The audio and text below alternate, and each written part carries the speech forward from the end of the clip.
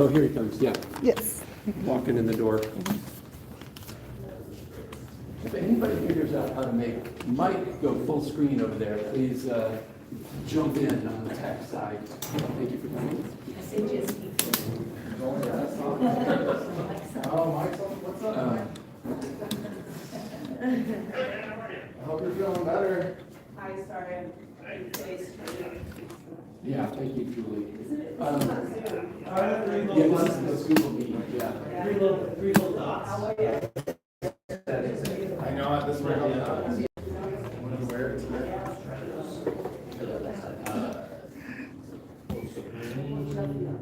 It might be It's a big one.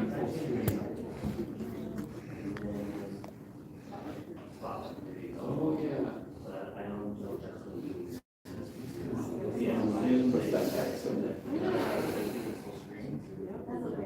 There we go.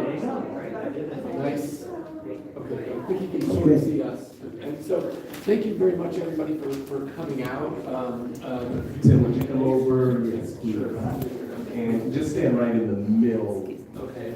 So, no, right between. Okay. Yeah. Thank you. Yeah, thanks everybody for coming out. My name is Tim Robertson. I run this space counterpath with my wife in the car over there. We are very excited to have everybody and really express our thanks to the candidates, and in particular to Brother Jeff here for moderating this real series of mayoral debates. So really couldn't be more appreciative. Counterpath started in 2006, and we moved here in 2015. We do all kinds of things, including have a weekly food bank on Fridays, operated out of here, and then this is a free bookstore. Grab as many books as you like, donate as many books as you like at any time. I want to acknowledge that we are on the traditional territories of the Ute, the Cheyenne, and the Arapaho peoples, which kind of goes back to a kind of originary displacement that I think constantly filters through our largest concerns in this election, particularly the unhoused neighbors, the chronically unaffordable housing that so many face, and the often kind of almost militarized environment that our children are living in high school, particularly in high schools and around Denver. Thank you, and if you get a chance, take a look at our artist in residence here, Ben Coleman, who's been working on a piece on ShotSpotter technology, which is kind of blanketed this neighborhood and many others in Denver. So he's kind of been studying that, locating the ShotSpotter little modules, and reporting on the research findings on its effectiveness and how much money has been spent on it in Denver. And that's about it for me. I am kind of dedicating all of this series of forums, which stretches through next weekend, to the newly reorganized District 8, which is kind of calling itself the Anti-Displacement District and is a unification of Northeast Park Hill, parts of Montbello, and the East Colfax neighborhood. Also dedicating the series to Ma Kiang, who was a regular volunteer at this food bank, and East Colfax Neighborhood Association board member, and who we lost this past summer to as a victim of gun violence. So again, thank you all, and here we go. Good Sunday morning, and give Tim and Counterpath a round of applause. As you know, I like to begin these forums by saying my name is Brother Jeff, and I am not running for mayor of this city, but we have a lot of great candidates that are, and I just want to say first, I appreciate you all for all that you're doing, because it really is about service, and you all have proven, all of you, your heart and your dedication to make this a better place. Mike is joining us. Unfortunately, he has COVID, and so that's why he's coming to us via this particular format. And Mike, wishing you the best. Hope you're getting better. Can't wait to see you back out here on the trail in the flesh. This is going to be your forum.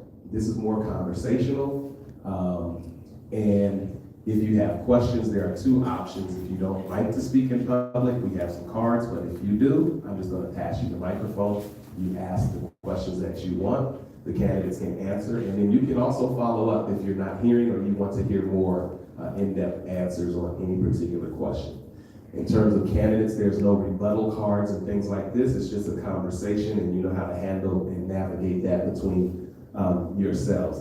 I won't be doing time, but there will be about a minute and 2 minutes or whatever. I'll give you this, but it's not a hard stop, like stop. It's just kind of gives you a gauge to begin to settle down. So with that being said, I'm going to pass the microphone to Kelly, and for each of the candidates, what I'd like for you to begin with is just maybe an opening statement. What are your thoughts about and knowledge of this particular community, and then also what separates you from those who are running with you right now. So Kelly, if you could scoot down a little bit more, just for me.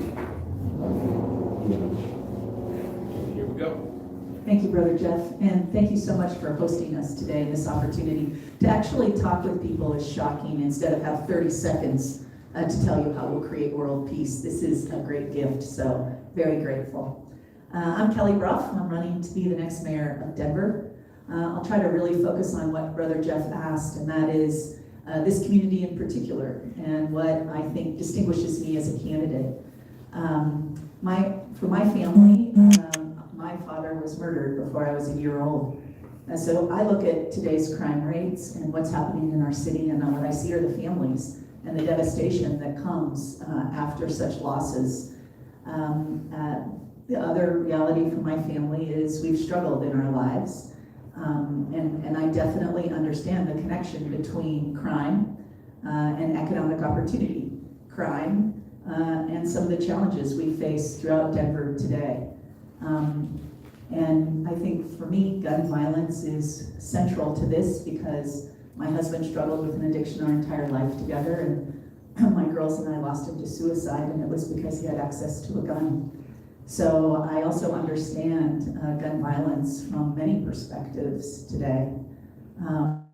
That said, what I also know is police alone are not the solution to this. While we need to have police officers to help us address the issues that we face, we also know if we really want to address crime, it's a different strategy, both long-term and short-term. And when I was chief of staff to John Hickenlooper, the police chief I worked with during that time came to me in May one year and said, we're seeing a rise in gang violence in our city, and it's primarily among our youth. And of course, a good police chief often suggests with more officers on the street, maybe that's our best strategy. And what he and I discussed is that isn't gonna probably make a difference. So that summer, we actually decided to open our rec centers for free for the first time in the city's history to every kid under 18 in Denver. I got Kaiser Family Foundation to fund it for us in a public-private partnership. And in exchange, what we did was track violence in our city for our youth. And we found two things. We saw a reduction both for our kids as victims of crime and committing crime. And to this day, our rec centers are free. For me, running for mayor is about finding those solutions that actually reduce our need to call 911, that provide economic opportunity to our kids, that deliver a great education, that stabilize housing. Those are the things that I really believe help us address crime, and working with community, neighborhood by neighborhood, to figure out what that looks like in your community. I'll pass it on to Ian next, is that right? Yeah, you can pass it to Ian, but also would you kind of just talk a little bit about what distinguishes you from the other candidates? Oh, yeah, Brother Jeff, thank you. I suppose two things: my lived experience with some of the issues we're facing in Denver today, but also my professional experience. Running the city is like being the CEO of the city when you're mayor. It's a huge operation. Today's budgets are $3.75 billion. 13,000 employees work in those funds. And I've run large and complex organizations. I was the CEO of the Denver Metro Chamber of Commerce. I was John Hickenlooper's chief of staff when he was mayor of Denver. So I managed the city on his behalf. I was the head of HR for the city. If you saw my commercial, I even plowed snow on our old runways in my career. I know the city very well, and I know on day one I could hit the ground running, and I think that's probably the biggest distinction I have from other candidates. Okay. Hi, good morning, everyone. My name is Ian Thomas Tafoya, and I'm excited to be here. I actually sponsored an artist event here a couple of years ago during the pandemic. It was outside, so people still had masks on. And I really appreciate this artist rendition because I come from a community where ShotSpotter police violence is a very real thing. In fact, I worked on a ballot issue that was sidelined by COVID that would have banned facial recognition by the police because we know that facial recognition doesn't identify people of color in the same way. And there's a lot of bad things that happen as a result of that. But my experience is that I'm a fourth generation Denverite, and I really appreciate the opening with the land acknowledgement. But land acknowledgement is only a part of it. We have to continue to do the work to honor our past and the people who are living here. I actually got this hat, I wanted to wear it, I was so proud at powwow yesterday. I myself am Hickory Pachino Kewinge on my father's side, and my mother's family has been here since the 1800s. I started my life pretty good. My mom was a union operator for US West and Mountain Bell. You dial 0, you get my mom on the phone.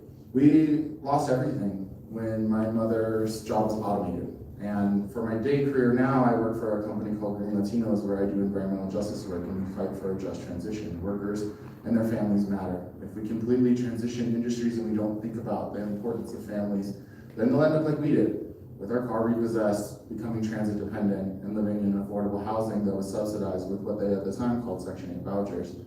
My mom went on to become a social worker and has dedicated her life to that, working for Mi Casa Resource Center for about 15 years, Brothers Redevelopment and housing for elders and people who are disabled.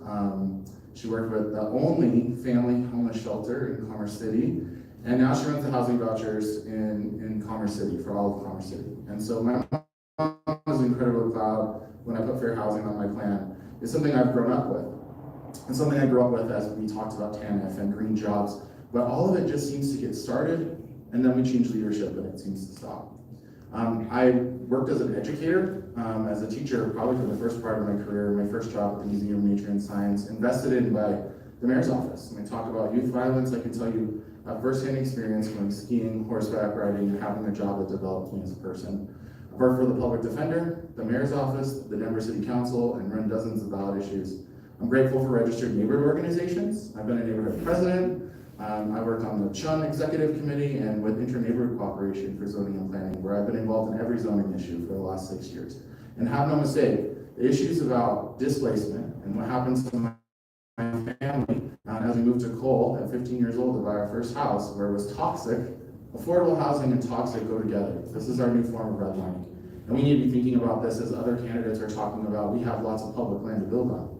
Is it safe or is it not safe? Some of the ballot issues you might be familiar with me, and most recently waste no more, recycling, composting, equity, climate action. These are the things we're fighting for. When people ask me why I decided to run, it was an act of self-defense. I see a future with not clear blue skies, with water that's toxic, and air molecules that are toxic and terrorizing our lungs. We have a responsibility to take action. This community here in East Colfax, I want to just shout them out because they are advancing language justice more than almost any place around the city and county of Denver, except for the west side, which they're doing a great job too. And my mother had a boyfriend, and I don't talk about this too much, but he was incarcerated. When he got out, the only place he could get a voucher was over here, next to these hotels. I've ridden the bus over here to Newland more times than I can count. This is affordable community that deserves to be lifted out of poverty, and we have the resources to do it. We fought for public transit. Now we're going to get the bus rapid transit here. Is that going to displace people? Not if I'm the mayor. One of the things that I think sets me apart is that, well, one, I'm the youngest person. I'm the same age as Federico Pena when he won. But I think, moreover, having this experience of working on the front lines, actually going out and serving people. I formed a nonprofit called the Headwaters Protectors during the pandemic that offered a plan to scale safe outdoors and camping sites and bring safety to people. People who know CEOs just as much as they know the people on the street are the kind of person I want to be a leader. Thank you. Mike, have you been able to hear all of this clearly? I can. Okay, we're listening to you, the smaller speaker, so go right ahead, Mike. Great.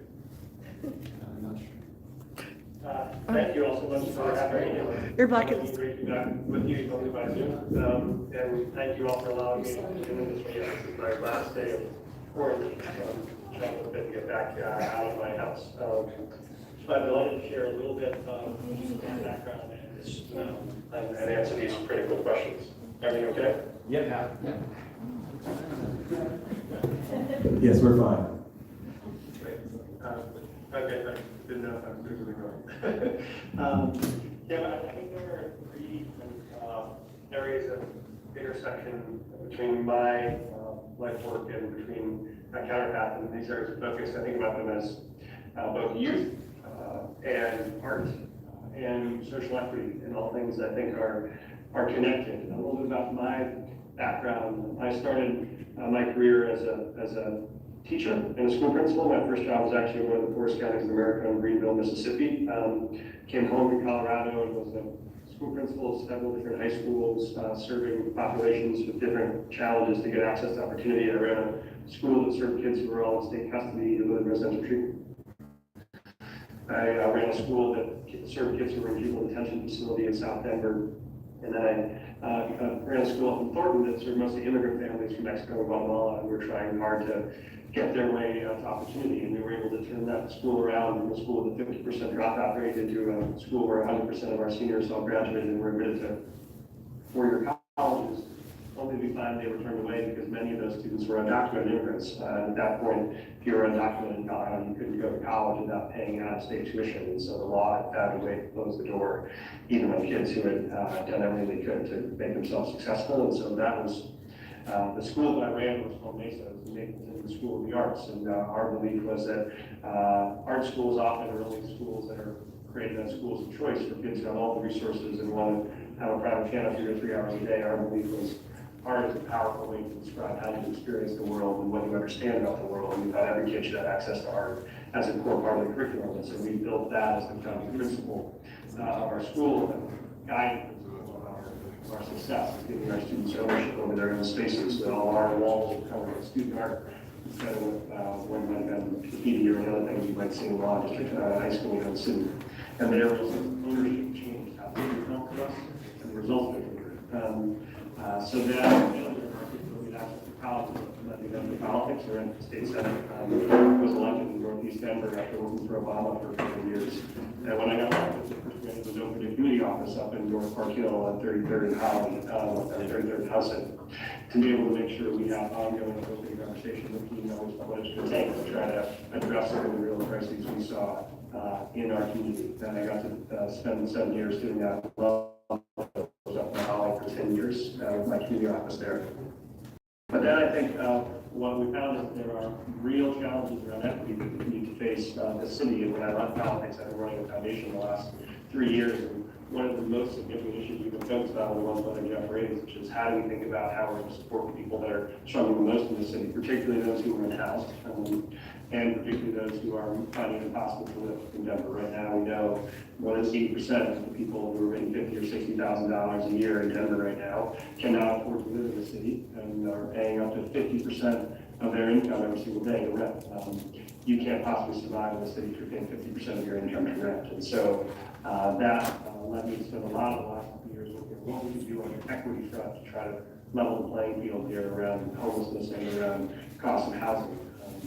I led, about 2 years ago, to start a fund called the Deerfield Fund, which is focused on closing the largest homeownership gap in the city, which is the gap that exists between Black families who can't get access to down payments in their homes. We've spent 400 years denying families the ability to gather wealth and to pass on wealth. And so we launched a fund called the Deerfield Fund, designed to provide down payment assistance for families who have the income, have the credit, want to be able to buy a home but don't have access to down payment assistance. That's been very successful, and I would scale that program citywide to all families who are first-time or first-generation home buyers to try to get access to being able to live in and stay in the communities where they grew up. Mike, I know that you're, Mike, sorry to cut you off, but you won't be able to see my hand signaling with you. Could you wrap up by perhaps saying what sets you apart? The last one is, I think one of the things we'll different is going to be we have a lot of people out facing the city, excited to talk more about them. What it's going to take is who can build really broad coalitions of people from all backgrounds and all sectors and all parts of the city to be able to take on these really tough problems of homelessness, of people that of affordability, and of vibrance, how to make the city really vibrant again in a way that feels like it's alive, the kind of spirit that Countertop is filled with. And again, build coalitions like that as a school leader, a state senator, as a foundation leader, and excited to build those coalitions together to help solve some of the big problems. So excited to talk more about it. Thanks for the wait. Thank you so much. By show of hands, how many of you are undecided? Undecided in your candidate. So for the candidates, the majority of this audience is undecided, and I think that the polls kind of bear that out as well. This question that I'm going to ask, and then I'm going to go to the audience for questions as well. It's going to be a little convoluted, but I'd like for you to try and just dig into it as best you can or how you see it. This community known as East Colfax or Montclair or a neighborhood, folks don't even know what the name of it may be because it's been overlooked. How will you include it in your administration? Keep bearing in mind, there's a large renter base. It is affordable, but it's opening up to gentrification at a hyper level. How would you deal with that? And with affordability, what are your thoughts with that in mind? Large renters, ripe for gentrification, and an overwhelming need for affordable housing throughout the city. How would you all address that? And as you think about it, when you respond, add to or wrestle with what other candidates may be saying as it relates to that. Kelly, if you want to start. Yeah, I really appreciate this. I think we have only a few, frankly, neighborhoods in our city. I raised my girls on the west side of town, so I'm very familiar with neighborhoods there who also have the risk of gentrification, and it hasn't occurred yet, which means I think we have a short window to really act together and think about what does it look like. I think the city has taken a few steps, but I think they're small. This is for those who do own property in this neighborhood. It's a chance to say, how do we ensure you can maintain your affordability? The ADUs that have been approved, the accessory dwelling units, I think really help in this regard. But I think we've also left communities to figure out how to do this work on their own. To say to a community that hasn't gentrified yet, why don't you build an ADU so you have additional income, or that your children or your parents can live together on that same property, I think is not recognizing where people are at. So as mayor, one of the things I would do is help actually develop, hire the architect who could develop the plans for what might the ADU look like in your neighborhood. Provide the assistance to build it. Speed up the permitting process so you can actually do it, not just give you permission. I think that's one thing we can do for property owners. As mayor, I'm also interested in going to apartment owners and saying to them, what if I leased 1,000 units from you? What would you charge me? What kind of deal could I get? And could I pass that savings, that kind of mass purchasing power on to renters in neighborhoods just like this to ensure it's more affordable, longer term for people who live here, and that we start to turn around some of the costs of living in neighborhoods and keeping people in the neighborhoods where they want to stay. And then probably most importantly, I work with the neighborhood on what is the investments you feel like you need, how do we protect you, but also make the right investments in your neighborhood so it's the neighborhood you want, that's delivering what you want as a community. Oh, I do have one more thing. I said that was the last I lied. I would also, I think there are a few neighborhoods, and I think this is one of them, where I would commit, as we pull down the money from the Inflation Reduction Act, the Infrastructure Jobs Act, these are huge dollars to address climate long-term and to bring jobs. And these are the kind of neighborhoods where I would commit at least 50% of that money coming right back into these neighborhoods to make the investments long-term that can save money for renters and homeowners in this neighborhood, but also start to make our city greener and prepare for the climate changes coming. Let's go with Mike. And we're going to lay that microphone over there. Thanks. I think two parts of this. Yep. We're ready, Mike. Thank you. That works. Great. Two things. One on affordability and one on gentrification. And I think on affordability, here's what I do, and here's Well, I spent the last 2 years working on this effort through the ballot measure of Proposition 123, which we passed last year, which will put about $300 million a year every year into affordable housing and providing services for folks who rent a house. Specifically in Denver, that will mean about $50 million a year coming to Denver that I would use as mayor to build 25,000 permanently affordable units over the next 8 years. And what that means to be permanently affordable units is that these units are built or they're converted from existing units. And that means that no one that rents in one of these units has to pay more than 30% of what they make to rent. So you're guaranteed, if you're a first-year teacher making $40,000 a year or a barista, you don't ever have to pay more than $1,000 a month in rent, and your rent can't go up unless your income goes up. And so I think that would be first and top priority to make sure we have affordable housing that stays affordable permanently. It also means the developer can't 5 years from now sell the building to someone else, so they suddenly take all the affordable units out and jack up your rent. These are deed restricted to stay affordable forever, which is very important. The second, as we know, as Brother Jeff said, the other risk is gentrification. So you can also have what happened in the River Mile, what happened in Rhino, what happened in other parts of the city, which is as more development wants to come, you'll see a lot of development that goes up as unaffordable and then moves those people out that can no longer afford to stay.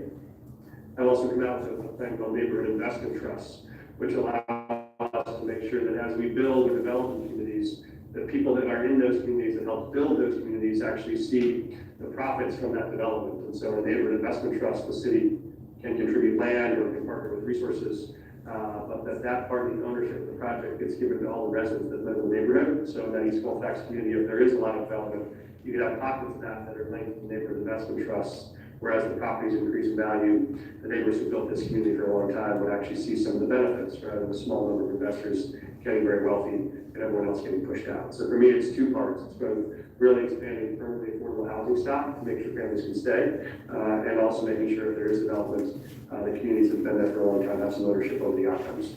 Thank you so much. Ian. Thank you. Well, I just want to start by reflecting on what I heard from these other two candidates. A lot of the policies we're talking about actually are people-driven, so I'm really glad to hear them embracing them, whether we're talking about land trusts, which we've been seeing GS do. I do want to point out, Mike, that when you start talking about River Mile or Rhino, those weren't the names of the communities before. When you start to rebrand a community, that's when you know gentrification is coming to your community, and I know that because I lived in Cole. We got the first light rail stop. I want to start by what we can do to actually talk to communities. Being an RNO president, I can tell you there's a lot of emphasis that's put on the city for us to distribute information, to organize the community, but they don't give us the resources to do it effectively.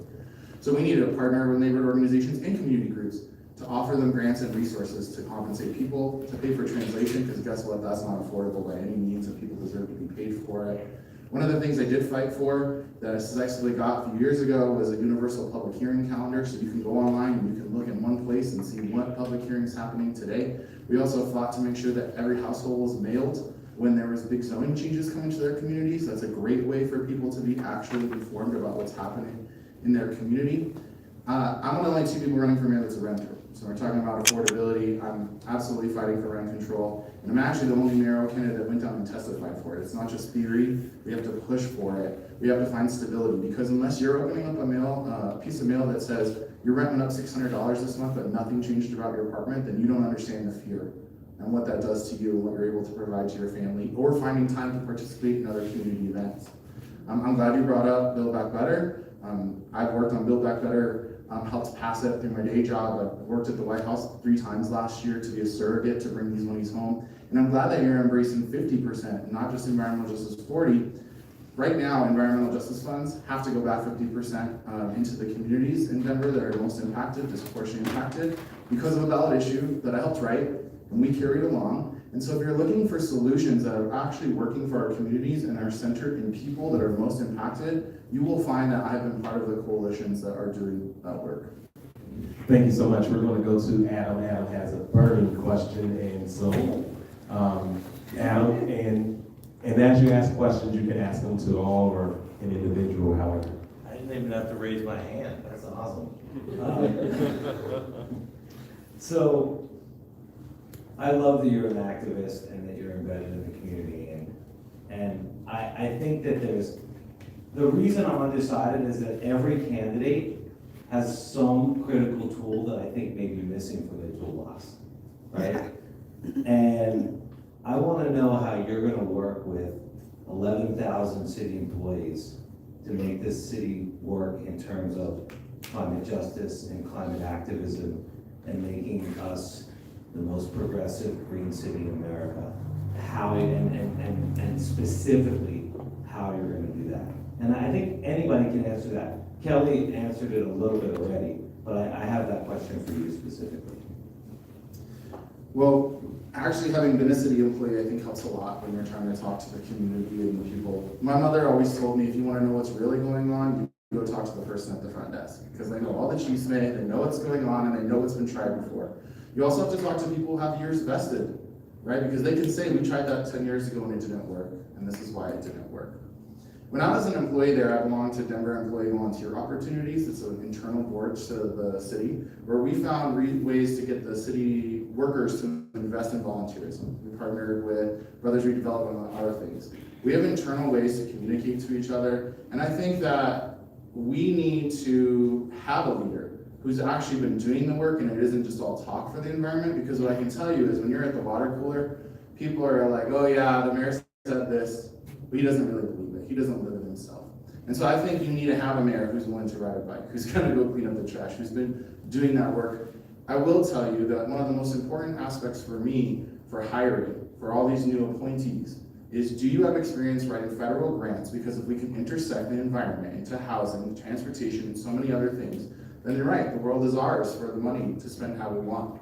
We also have to be welcoming in activists and NGOs, non-government organizations who've been doing the work and offering solutions. What I've found is the only reason I have to go collect signatures is because they won't listen to us.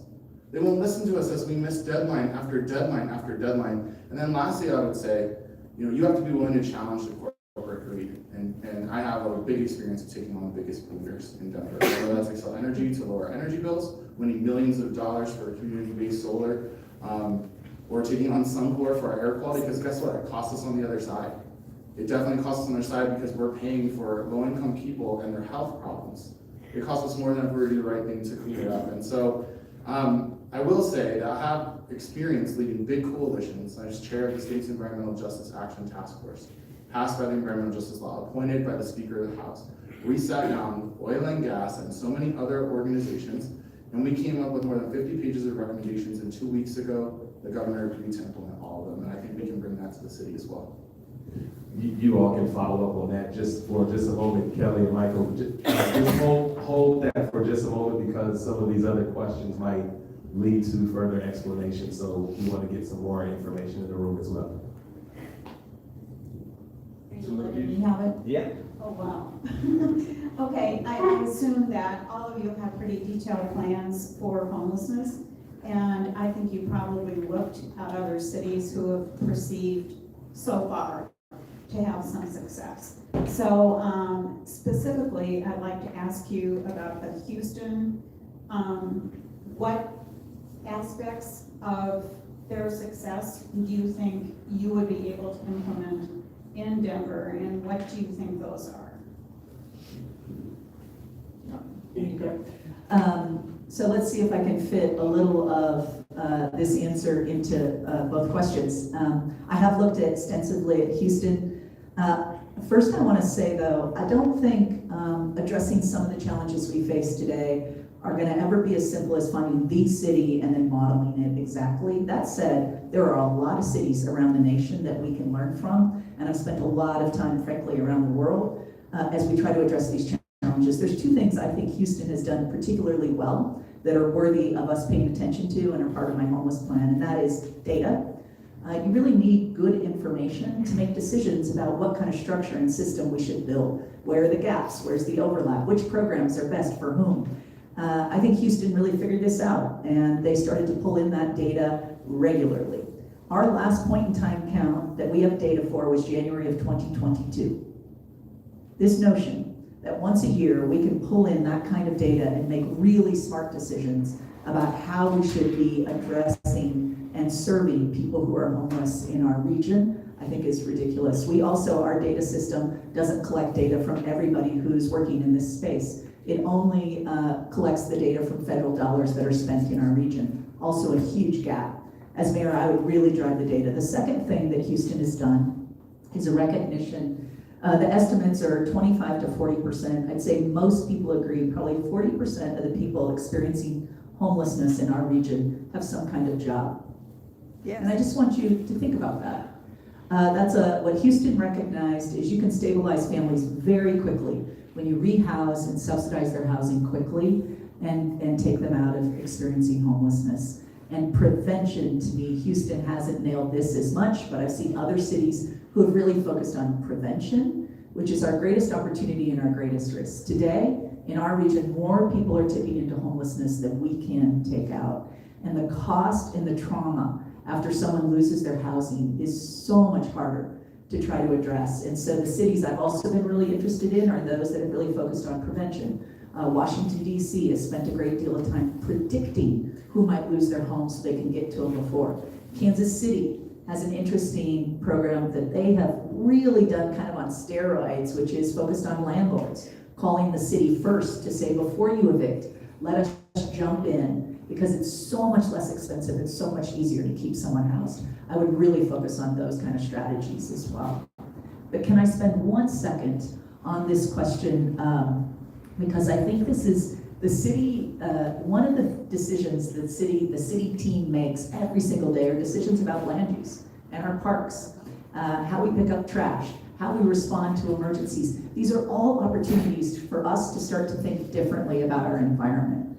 And my experience in managing a workforce of 11,000, which is roughly the number of employees that come under the mayor's office, is the most important decision the next mayor will make. She's going to decide who to hire to lead those teams. And I think it's critical that these positions be people who understand the forefront of climate in every single decision they make. While they have to bring expertise in their department area, they also have to bring an understanding of how directly correlated every decision we make is to our climate and our long-term strategy. And you see other cities who I think are doing this better than we are. And again, I think that's what I would model, is in terms of those hires, making sure. I also want to add, I've commuted on my bike for 30 years. I'm not going to ask everyone to commute on your bike, but if you want to, we could ride in together when I'm there.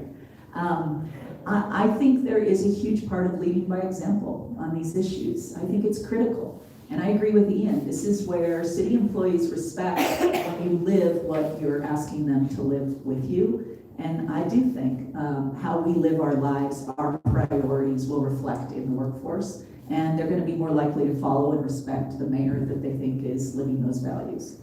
Ian?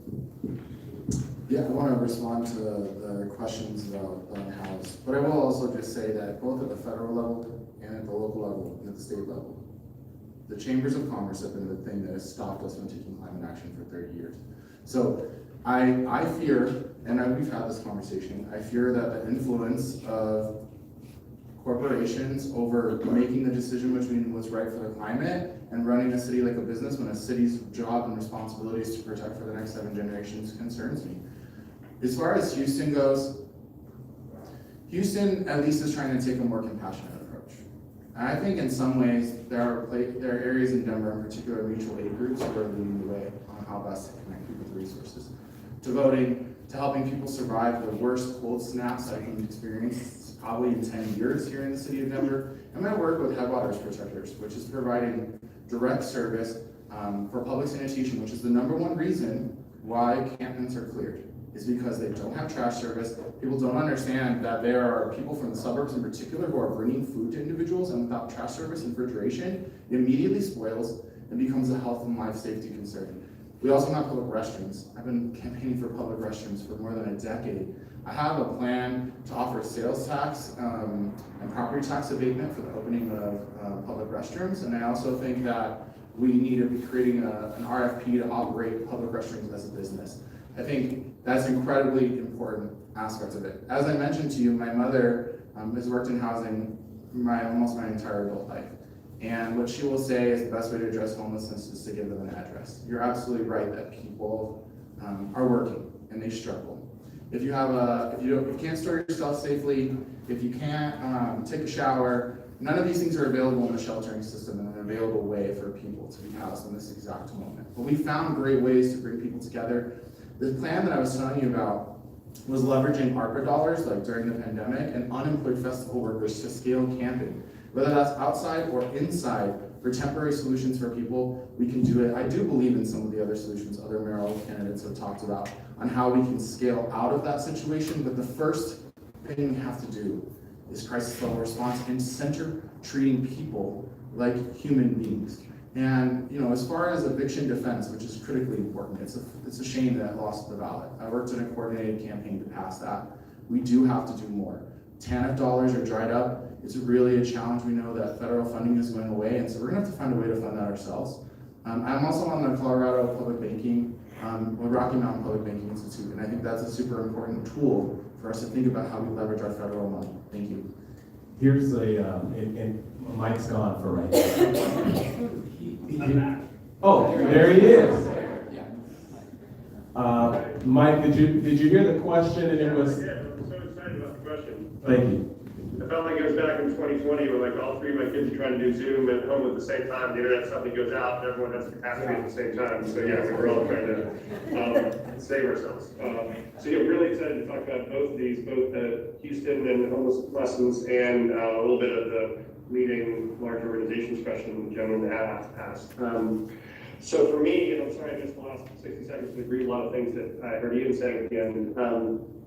The central thing that Houston understands, and they did well actually, was understanding the way that community exists among people who are unhoused and respects that sense of community and actually builds along it. And so my focus on the solution on supporting people who are unhoused has been around establishing these micro communities. Oh, sorry, I just somehow flipped the. Where's your passport? Where are you trying to go, man?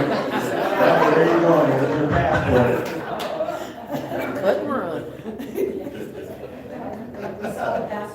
We just saw your passport. We were wondering if you got us a ticket also. He's going diving.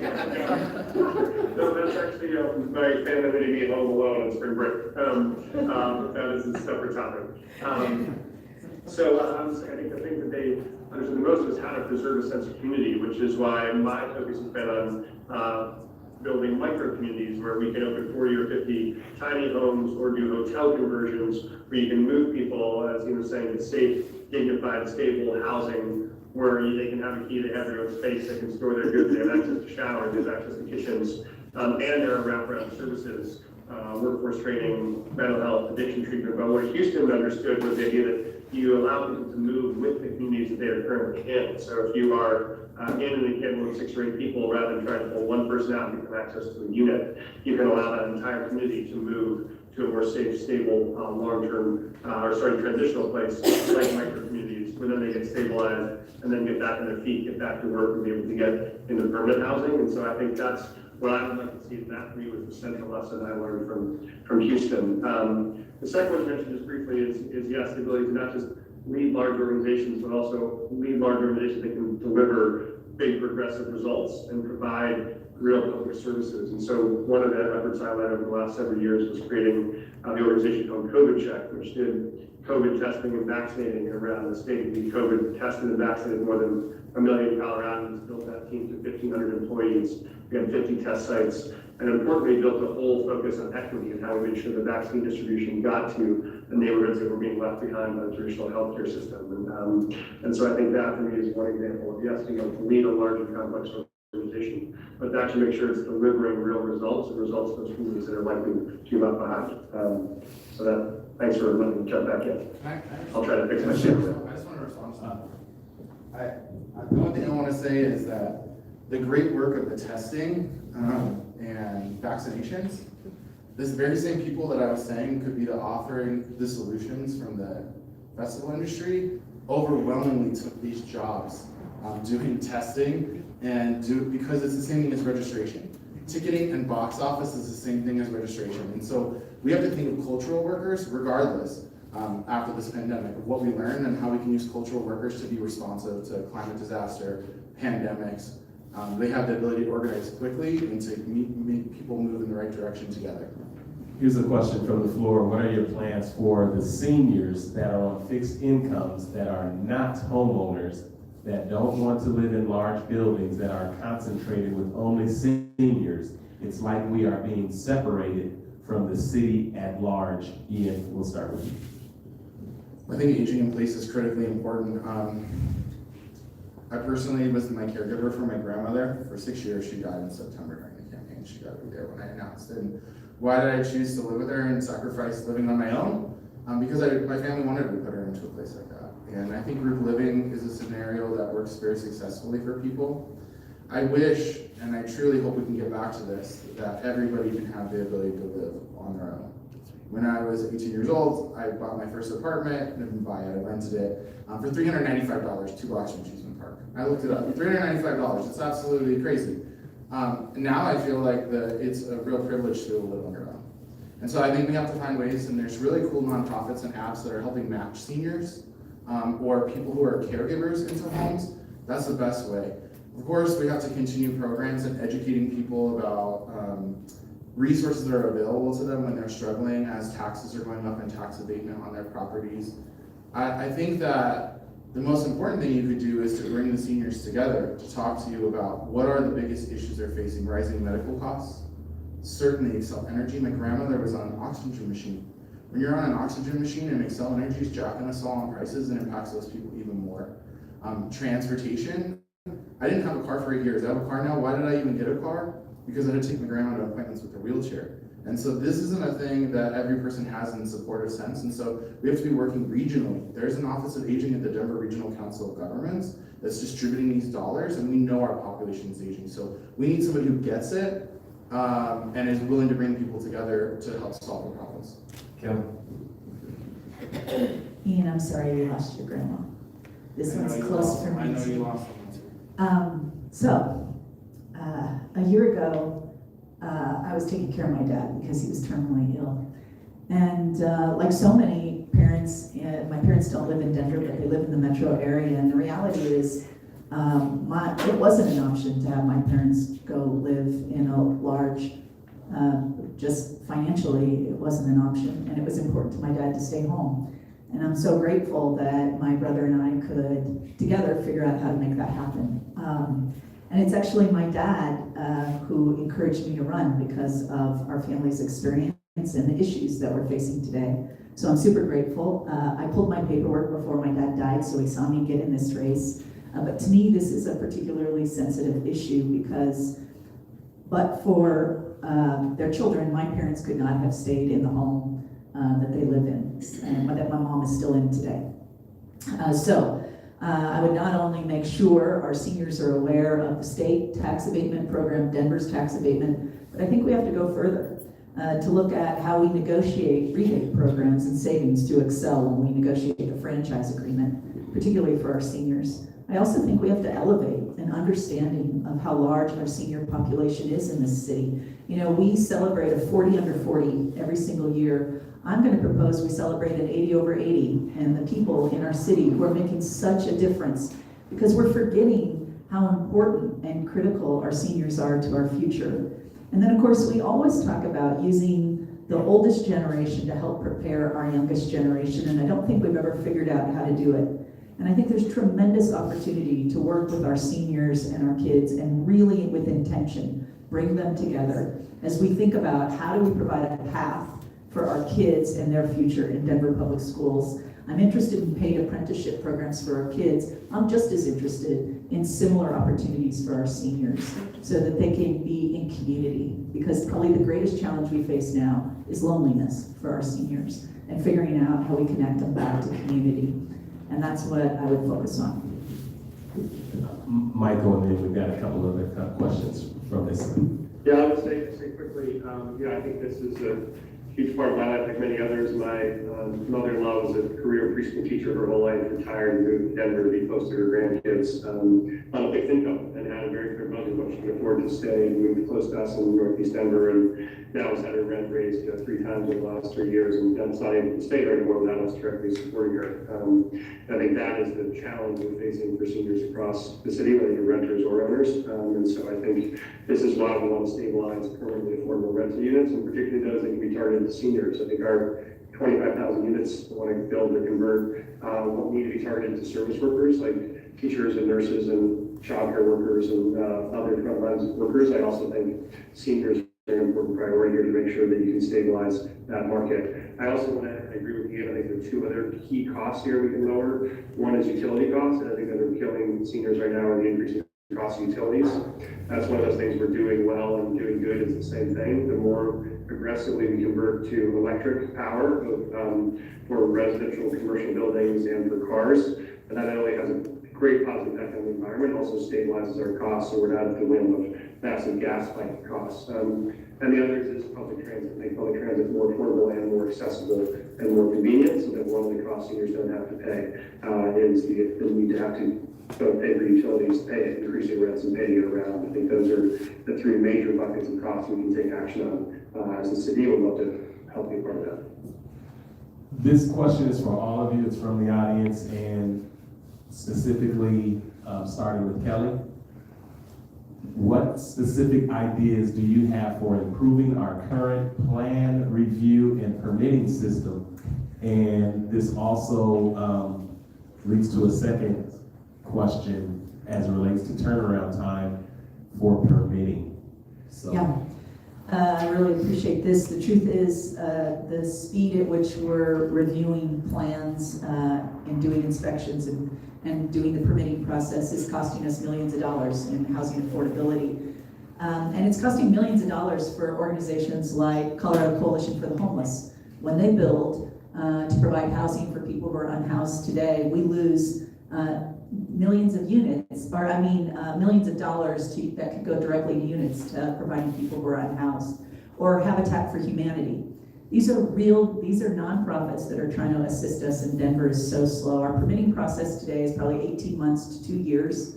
When I was chief of staff to John Hickenlooper, I'd say we were half to a third of the time, and we didn't feel like we were very high performing then. So I would do two things. First, I can only imagine if you're on the city team today and you're responsible for reviewing a stack that is before you, I'd give up too. There's no hope. And so I think this is where bringing in contractors to assist the team to catch back up. Otherwise, I think it's unreasonable what we're expecting the city employees to try to do and review these. And by the way, getting these things in the ground is also a revenue to the city. When you get a development done, when you have a business that starts paying sales tax, and those are important revenues for the city, so it's important we catch up. The second thing I would do though is, while we have experience and I've overseen the office when we're trying to drive metrics and improve performance, I think we have a fundamental structural problem, and that is today you have the Department of Forestry, the Building Code, the Transportation Department, the Planning Department, the Fire Department, all with independent agencies, so they each have a different line of authority. It's very hard to get them unsiloed and focus on doing this work together. I would propose a new department where all those teams are part of one. You've done the planning, you've done the zoning, we know what we're going to build, it's been approved, now it's a question of customer service. And I would bring to the voters a change in our charter that creates one department so we could get back to work and frankly allow the employees to have success in this area instead of struggling with the silos in the city. Yeah. Well, this is the first I've heard about that idea. Just make sure climate's in it. Make sure the climate's there from the very beginning on how it's building. Okay, a couple things that are crossing my mind on this one is we have two zoning codes. Right? We have an old zoning code and a new zoning code. It makes it very challenging, and you have to hire employees that are trying to navigate both of them. It's been 20 years. It's time for us to move on ahead and implement the new one. And we need to look at Blueprint Denver Task Force recommendations. There's about 100 of them. We spent 5 years. I sat on that task force. It's our long-term land use and transportation planning, and this is where climate intersects with it as well. We need to look at those recommendations, in particular the ones on equity. And some of them in there talk about how do we make sure that we're prioritizing regular person who's just trying to add an addition to their house so they can stay into their house, right? It seems to me, and I think a lot of us feel this way, is a big developer who's putting millions in, they get 5 staffers, the phone gets picked up for them, but what about the person who just wants to put an addition on their house? We have to help them. I would agree about affordable housing. The GS Coalition, Global Area Sponsored Coalition, said it took them 18 months to be able to put a modular home in. They had planned for a year. They can't survive that.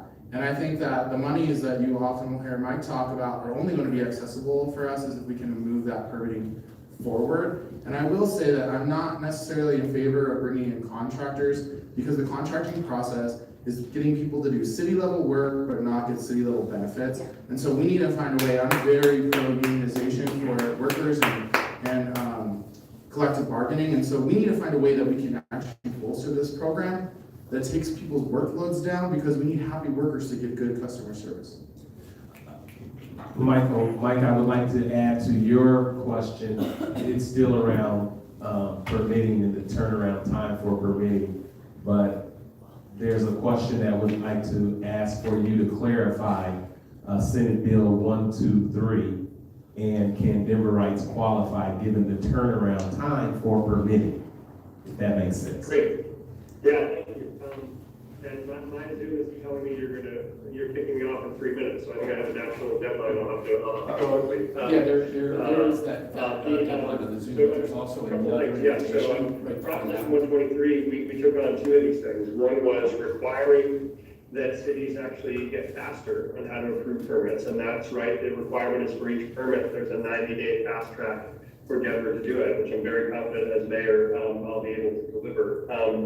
And the second one, though, to Ian's point, is it does actually provide resources for permanent staff to do that. And so it does allocate about $1 million that I would use to bring on 10 permanent full-time staff that would be city employees on to help reduce that permitting timeline. So it's both things. Both you provide resources, but the resources also help you to provide the timelines, and then you have a chance to be able to meet those aggressive timelines so we can actually get permits out the door more quickly. So yes, Proposition 123 does allow you to do that. You have a 3-year time horizon to meet that criteria. And I'm very confident as mayor I will be able to do that, and I've been working with the planning and zoning department. I think they have the challenges are they need more staff. And they need, I think, real clear leadership with very high expectations. And I think we have to see ourselves as a real customer service organization. Our job is to serve the people of Denver, and that would be my top priority. That's why it's about really clear targets for what units we would permit, and we could build a team to make sure they could actually hit that target. So we have more and more affordable units that are coming out the door. Mike, don't worry about the time limit, because we know how to overcome that trial version. We're just gonna, we're going to send you another link and invitation. So as soon as they kick you off, we're gonna kick you right back on, okay? Great, thank you. I was afraid I was gonna go up the aisle. No, quickly, I heard some applause during one of the candidates' responses, and applause and noise does not bother me. So don't worry about that. Which leads me to spot shotter, or shot spotter. Shot spotter. We learned in a prior meeting here that $9 million worth of city dollars has been invested to continue shot spotter. Is that a good use of city funds? Where are you at on this shot spotter? And $9 million is going towards that. Are you looking straight at me? Well, you were looking right at me, but this is just an example of why community groups need support from the city. There's no reason a community group shouldn't have the full Zoom, right? We have to find a way to support them. They need the translation enabled. They need all of those things that come along with it. ShotSpotter, what I can tell you is that that's a lot of money that goes into the public safety department. And for my community where ShotSpotters are located, which predominantly people of color communities, they don't necessarily feel like they make them any more safe. And so I think our communities in particular are over surveilled, hence why I was against facial recognition. You see the amount of money that's being spent not just on this, but on halo cameras and on other things. And I think where the real source of it is, if you look at the community public safety reimagining it, right? They call out 112 recommendations. Most of them, the big majority of them on the front end, are about tackling poverty and creating a community entity where money can be funneled both from the city and private foundations in order to address their own versions of community safety and community policing. And Mike, we're talking about ShotSpotter. $9 million has been allocated to or engage that contract. So is that a good use of city budget? ShotSpotter, another $9 million going towards that. Can you do 20 seconds on what ShotSpotter is? Because I actually don't know. Okay, and could you, if you're familiar with ShotSpotter, Mike, would you tell us your understanding of ShotSpotter as well? Yeah, about this my turn? Am I ready to do Yes. that? Yes. Great. So I am familiar with it, So it's a technology that, that does literally that, which is if there is a gunshot fired, it has an audio device that is planted that registers the sound of that shot and helps triangulate where the location of it is. The idea is that it allows law enforcement to respond more quickly to places where there may be an active shooter. So I think I mentioned earlier, I had an office in Northeast Park Hill for 10 years, as I was a state senator for 8 years. And we were doing in Hudson, obviously, Brother Jeff, you got that location well. We had, you worked very hard for years to try to reduce gang violence there. That was one of the highest gang violence neighborhoods in the city, and we had multiple drive-by shootings in my office when we were there. And the community pushed then, and there was a shot spotter that we had in place in the Holly during some of those years. And I think the community, we found it to be helpful, which was when there was a shooting, you would be able to know where it was, where the shots were from, and you have a quicker chance than potentially waiting for somebody to call 911, and they might not report the right direction or the right sound, or unreliable witnesses sometimes as human beings. And so we found, and often what we know in that neighborhood was if there was one shooting, you may have a risk 10, 15, 30, 40 minutes later that there's going to be a retaliation shooting. And so the risk that there could be increased violence at that site is significant. And so we have found it to be, I found it to be useful in some way.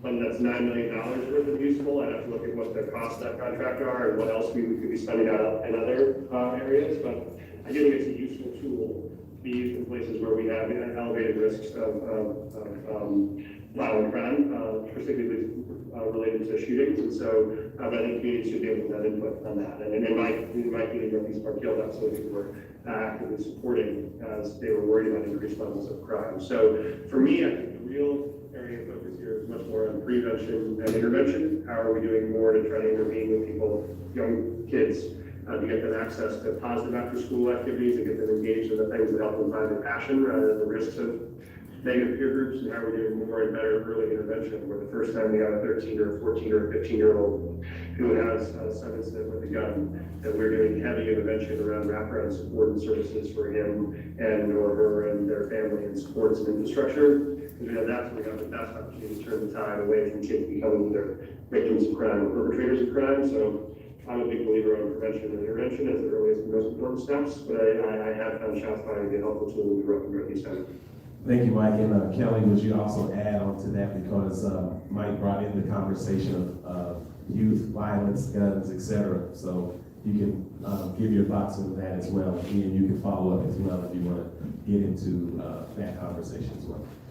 Yeah, I actually think this is such an important conversation, because I think we talk about these solutions as if there is a single answer, right? Either it's all good or it's all bad. And what we know is the truth is probably somewhere in the middle. And by becoming more transparent, which is what I think we have to do in the police department, we get the chance to actually engage in a conversation that says, how do we measure if something's actually working or not working? Instead of just fighting and then trying to win, and once we win, spending $9 million on it without ever asking the question again, is it actually working? And I think we do this across the spectrum in public safety today. I think it's critical that community gets a chance to say, is it working for you? Is it resulting in over-policing in parts of our city, which are the issues I hear primarily out of communities of color? Is it putting police in the right place at the right time or in the wrong place where our kids are being stopped constantly? And those are kind of questions I think we have to ask about ShotSpotter. And today in the nation, we see more data from other cities than our own city, I think, about its effectiveness. And so I would ask those questions. I'm not sure it's worth the resources we're spending on it. That said, I think we have to put our heads together, community by community, to ask the question, what does improve the safety of this community?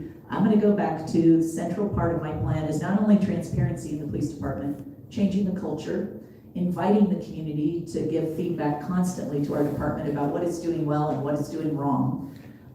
But it's also about long-term, the drivers of crime, and we know what they are, and making our investments there. And this is our kids getting a good education in Denver Public Schools. And I think we not only have responsibility as a city, while the mayor's not responsible for Denver Public Schools, the truth is our city is only as good as our school system, and ours needs some help. Less than 1 in 4 of our kids of color are reading at grade level today. I'm dyslexic. It was a teacher who taught me to read in 3rd grade and frankly changed the course of my life. Those kids who are being left behind in third grade deserve more than they're getting today. And I think the next mayor has to help hold DPS accountable, but also provide the kind of supports that show our kids there's a path forward. And one of the top issues I would look at is our kids becoming paid apprenticeships and interns with the city in mass, where every single kid in high school gets the chance to consider, what job do I want with the city? I work 2 days a week in high school while I learn for 3. And together with DPS, we ensure our kids see career opportunities, create networks for their future, and we start to turn around some of the only choices we're giving our kids today, which is not economic opportunity. Ian, before we go further into that, what I want you all to do is think about, you all have been having dates every night. Like, you're almost able to complete each other's sentences at this point. Kelly and each of you will get a chance to ask one candidate a question. And if you're asked that question, the next person can't pick the same person to ask that question. So Kelly, pick one of the two and ask a question that perhaps hasn't been asked during all of these forums that you want to have addressed, or some of the things that may be being overlooked during this campaign. You can ask one of the two any question that you like. Oh, cool. He looks at engaging with DPS as mayor. Can I answer that first question first really quick? Thank you for the question, Kelly. Yeah. $9 million would fund a whole lot of people who are trying to get youth to get up their reading level, right? $9 million goes a long way for a community who maybe needs universal basic income or investments in their community. And this is the continued conversation that our communities have between the pendulum swinging back and forth between crime, safety, and poverty, and over-policing of our communities. I've experienced in my life, I've definitely experienced in the last few years as people marched for change. And I want to be clear, there are communities in Denver where it's not safe to breathe their air. It's not safe to drink their water. It's not safe for them to cross the streets and get to their school. They go to school hungry. These are all evidence of the poverty that leads to youth violence. And so we have to find ways to address that. But in response to your question about DPS, I mean, I've worked really well with DPS. We just passed their climate policy showing how they can invest in it. They need community solar on their buildings. They absolutely need to upgrade their HVAC. I'm coming from being a teacher. Trying to teach 30 students when it's 95 degrees in your room is nearly impossible. We need to get healthier food into their schools. Yes, we need to be teaching them civics, financial literacy. These are huge pieces that are missing from our communities. We need to be talking about how we can give them safe routes to school. So we just passed a sidewalk initiative. Well, we should be targeting the sidewalks and the routes that feed into our schools so that we can make those safe scenarios for people, because it is Black and brown communities where the most people are dying crossing the street. I have a good relationship with the majority of the school board. I chaired a board with the current president, Sochi Gaitan of the Denver School Board. I think you have to be talking to them on a regular basis, and I think there are ways that we can work together to buy down costs and to be collaborative back to the Build Back Better dollars. Ian, a question for Kelly or Mike. Mike, I was hoping that you could talk to us about any experience you have with water quality or quantity. These are issues that are hugely on the minds, I think, of people in the Southwest and for communities that don't have access to clean water. Thanks, I just want to make sure I heard you say water quality and quantity. Yes. Yes. Great. Thanks so much for the question. I did spend some time working on this at the state capitol when I was in the Senate on the statewide water plan and on statewide needs. I'm focused on this some going forward. I think the biggest opportunity for me and the biggest concern I have is around conservation, which is what is Denver going to do to try to help conserve water? As we know, it's going to be a gating factor to all sorts of needs, both equity needs around clean access to water across the city and around the gating factors for growth in many places. I mentioned two things. One is how do we dramatically expand xeriscaping and other non-water uses for things like lawns around the city where we spend so much water that we don't have to. I'd love to provide incentives for us to go away from Kentucky bluegrass and towards xeriscaping where we can turf that we know can both trap heat, which is good to prevent heat, to prevent increasing heat risks, and also save water. So those are the other ones. I also know that still about, 75 plus 80% of the water in the state is still used by agriculture. So I want to work on how we create partnerships with farmers and ranchers around the state to do what you know very well, which is like how to do more conservation around in-stream flow, how to incentivize farmers to actually utilize less water and have more efficient use of that water and still not use access to the rights. Often right now, they're afraid that if they don't use it, they'll lose it. And so they're very unwilling to conserve what could be a win-win for all of us if we have farmers and ranchers that are using less water and being able to make money off the water they save that we and other municipalities could buy. So I both want to look at what we can do in the city to conserve water, and what we can do with our partners around the state to help incentivize them to conserve water.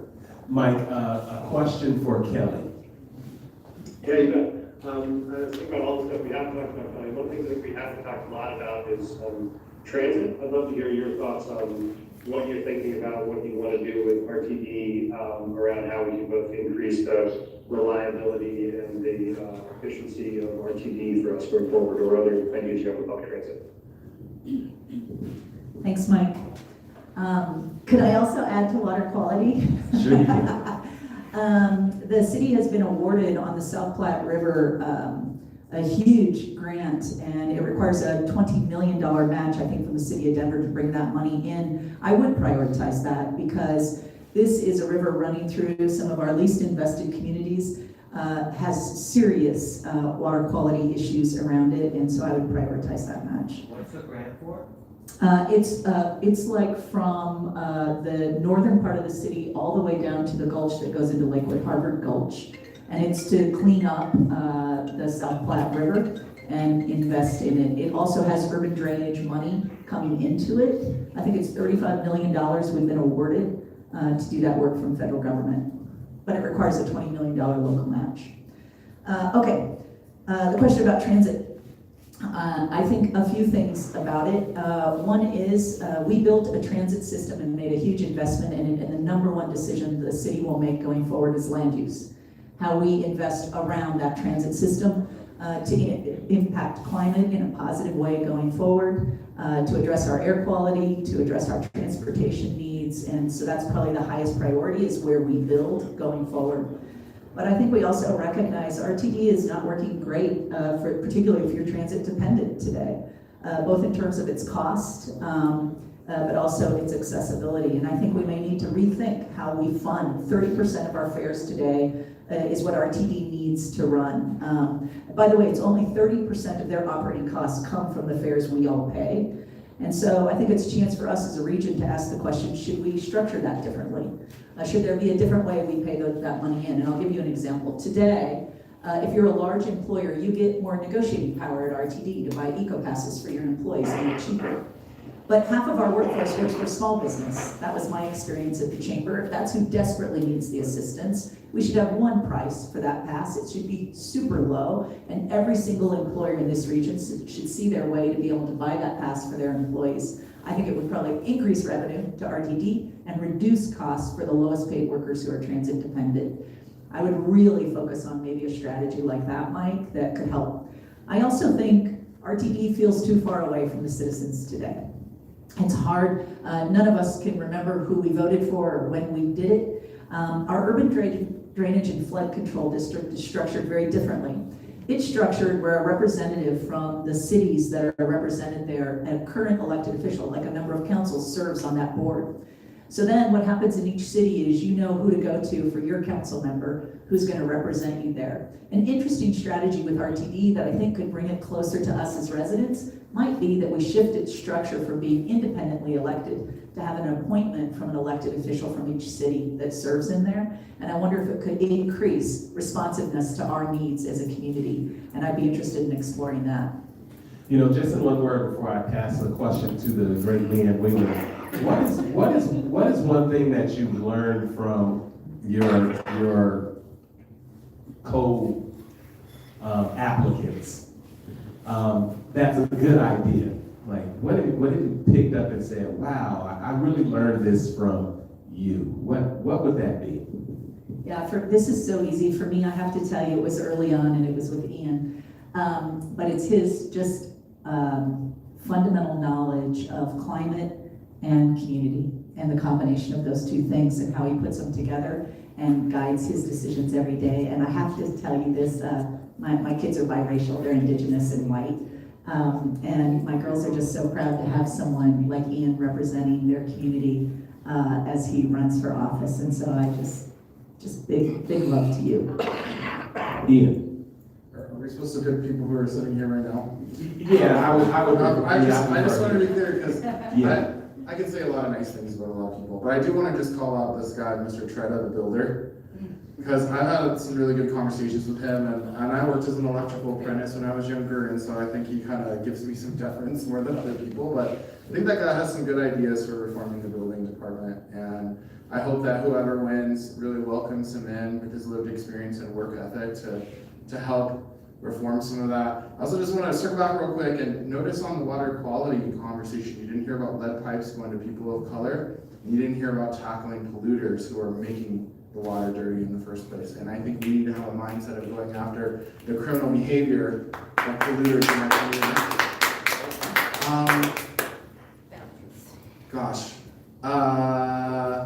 Well, I gotta say that I really enjoy, Mike is a really, really good orator. He really is. And so watching you, Mike, has definitely improved some of my public speaking skills and my arms and how I'm moving around. I gotta say, I really like that about your skills. And much like we all, our families are also involved in this, hearing about this. And my partner really appreciates the work that you did fighting for immigrant rights. Mike, what did you learn from? Thank you so much.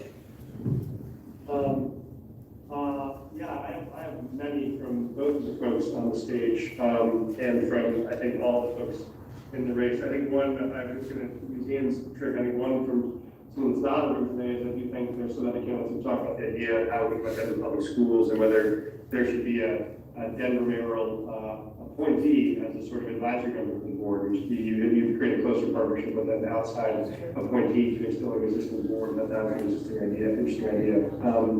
I think that there would be two. One is actually, I like Kelly's idea about how we think about the RTD board, and so that it could be partnered with city appointees as well as elected. That also is a really critical idea. And then I think for me, it is the whole theory of how we think about that. This is doing the work we've been doing for 20 years. It's a matter of continuing to do it. And I love that you're going to be doing this work regardless of what role you're in. I think specifically it is about the stuff you just named. It's how do you take being an activist and bring that to being a leader, which is how do you both fight for equity in all the places, including on things like environmental justice and environmental racism. And how do you do that not just as a protest, but as an actual policy. And I feel like I've done some very powerful ways that you've thought about how we can turn activism into action that I'm very inspired by.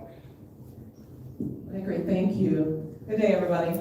I'm Leanne Wheeler with CCJRC for Action, and I just have a couple of linkage questions I'd like to ask. Very grateful for the conversation, this very engaged community. This kind of thing just makes my heart glad, so I'm just really inspired to be sitting in a group that's still looking and searching for their candidates and are looking for the bona fides. So thank you for coming out today. Just to have a general question. Second, I guess, I already have my first.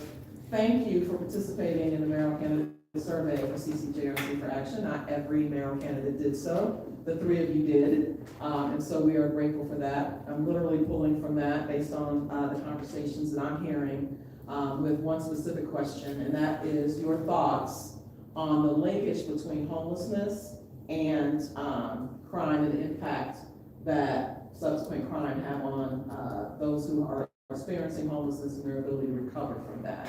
And so I'm not sure I lost the bubble on who should start. Give it to Mike. He's got the mic. Mike's got the mic. Mike's got the mic. Mike's got the mic. So we'll start with you. So the linkage specifically between homelessness and crime, and then the impact of criminal history on securing employment and sustainable housing moving forward. Thanks so much, man. Great to see you, at least hear you. I think two things. So maybe I'll start with the second, which is we know right now the critical part of the cycle of struggle is that folks that have been incarcerated in some way, have histories of coming out. We know what the recidivism rates are so high, up to 50% right now, in part because it is all the harder. to get access to housing, get access to jobs, to get access to treatment, getting access to food security. And with the greater risk you are for not getting access to that, the greater risk you are for having to turn to crimes of desperation. And so I think that's the place where we really have let down our population, is how we manage the transition of getting people from out of correctional facilities back into productive work. I think, I've been a part of many efforts you have, others to expunge more criminal records, make it easier for people to not have to carry those with them, to do a much better job in transitioning when folks are coming out of facilities, so they do have workforce training that's happening while they're in the facility. They're potentially starting to do some work off-site, so they can do some day trips and some experiences on the ground before they get there, and getting access to housing and to food security as soon as they get out. So I think that's something I'd like to dramatically increase our success at. The second one is, in terms of what the overlap is between folks who are unhoused and crime, we know people who are unhoused are at greater risk of being victims of crime. That is for sure true. We want to make sure we're keeping them safe. And when you have increased need of crime and desperation, if you don't have the capacity to be able to have a place to stay or wait food on your table. And so for me, this is why we can focus on those underlying conditions by getting people access to housing, getting them access to wraparound care, getting them access to services. You don't have to live in desperation and wondering where you're going to stay tonight, and will it be so cold you can freeze to death in the tent. And so for me, that's why we can address both of those needs by saying, let's focus really on getting people access to housing, getting them access to quality services, and then getting them the training and support they need to get back up on their feet. Because for me, that's the best way to go about tackling that overlapping needs that come from those two questions you raised. Thank you so much, Mike. And just on, please, since you brought it up, and I appreciate you doing so, so often the narrative around unhoused and crime is that the unhoused are committing all the crimes.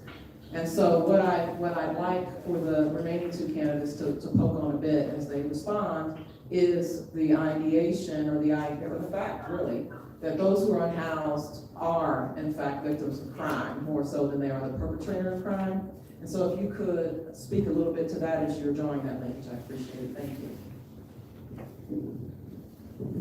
I think that's the greatest concern, frankly. Well, no, you know what I think the greatest concern is that, again, when we talk about public safety, we are, as a society, often lumping people into a category, right? And making the assumption that someone who's unhoused is committing crime, when what we know is the reality is they're much more likely to be victims of crime and to be preyed upon by others. And I think the challenge today and for the next mayor is to be able to prove you can sort out the difference, that you can get people who are being victimized, who have no economic opportunity, don't have the stability of housing to be able to find their path forward, that you can get them to safe locations and help them with supports and services so they can find a path forward, while you're also able to identify those who are preying upon them and taking advantage of them and committing crime.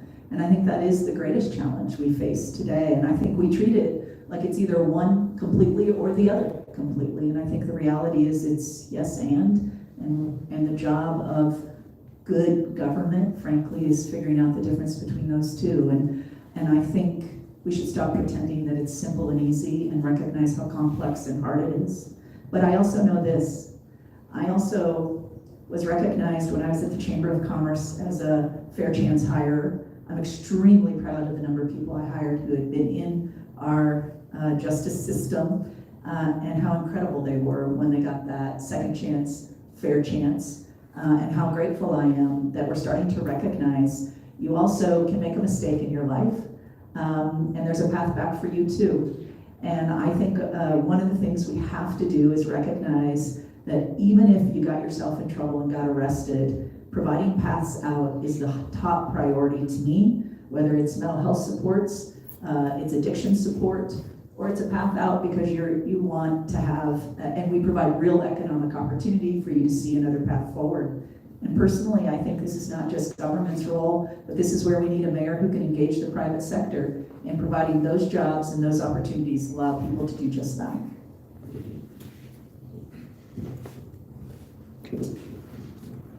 Okay, so I want to start by just saying that I think the treatment of the house is already a crime in itself. It's a crime against humanity. We don't have the right to rest. We don't have the right to cover ourselves with a blanket in Colorado. We're trying to pass sick Eli ordinances. It's not a crime to eat food. It's not a crime to be tired. It's not a crime to sit down, but it is in our city, and we just found out recently they're gonna start to enforce it again. So criminalizing poverty is a huge thing that we have to take on. And it's simple. We can reverse the laws that are doing that, and we can invest instead of those resources into helping people. Now, I call them traumatic displacements because I've been there, as they're literally fencing people in and destroying everything they own. Now, in what world does it make sense to destroy everything you have and hope that you'll start over again? There's plenty that can be salvaged, and I know because we've been able to do it. But you know what else is a crime? The people who are profiting on this trafficking and human suffering. There are fencing companies, people with shovels, people with giant tractors who are continuing to take on huge revenue gains for the last few years instead of targeting that money into an organization like Headwaters Protectors, which has literally provided trash and water service for $28,000 for years. We have a grant we can't get filled, it's $80,000. We finally cast our first check from the city. I hope that ideas like these will be made clear by whomever wins, that they can see that these are better solutions. I will also say that, and this comes back to property crime in particular, because working with the unhoused, I can tell you property crime is number one. Well, if you can't lock your stuff up, you can't go, people will leave to go work a job because God forbid they want to work a job and they come back and somebody cut their tent open and all their things are gone. It's not a situation that creates safety, but safe outdoor sites do, because the sites are managed and so people can live in that same sort of way. What I will say too, and this comes back to this conversation about who's community, who's not community, and this I learned on the festival world long ago. You might have 20 people in a row, but only 5 of them actually know each other, right? But they're trying to be in numbers to try to have some safety and say like, hey, can you watch this, can you watch that? When you can actually provide a stable place, you can actually get to know your neighbors. And we know that knowing who your neighbors are is the #1 aspect of community safety.